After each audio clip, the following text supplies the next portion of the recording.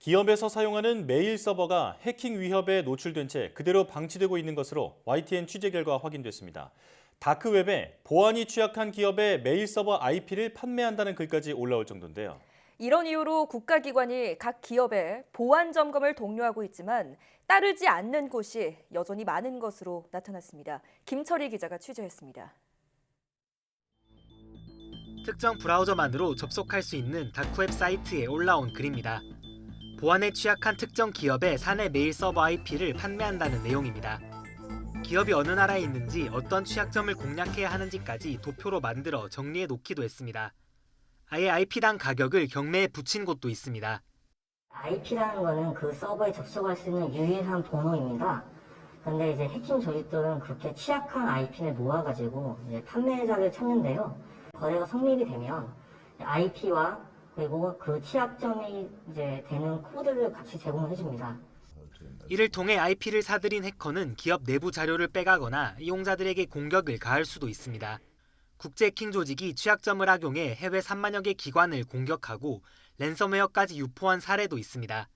해커가 무단으로 접속해서 전부 모든 데이터를 가지고 간다든지 메일 내용 조작을 해서 다른 쪽에다가 이제 악성 코드를 심어서 보낸다든지. 메일 서버 보안 문제가 터져 나온 건 이번이 처음이 아닙니다. 지난해에도 2차례 같은 문제를 확인한 국가기관이 기업의 긴급 보안을 권고했습니다. 하지만 해운업체와 제약사 등 국내 업체 70여 곳이 여전히 조치하지 않자 다시 권고문을 냈습니다.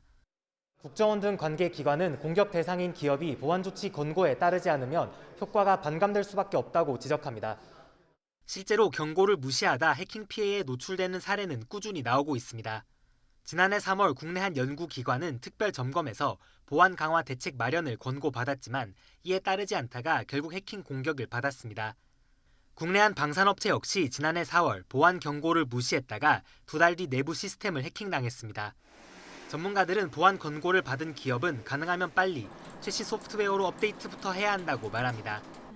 또 민감한 정보를 다루는 기업이라면 국가기관이 조치행을 강제할 수 있도록 제도를 손봐야 한다는 지적도 나옵니다.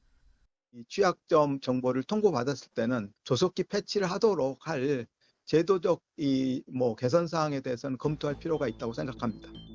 여기에 더해 사이버 공격에 관한 정보를 나눌 수 있도록 민관 공유 체계를 확립해야 한다는 목소리도 커지고 있습니다. YTN 김철입니다.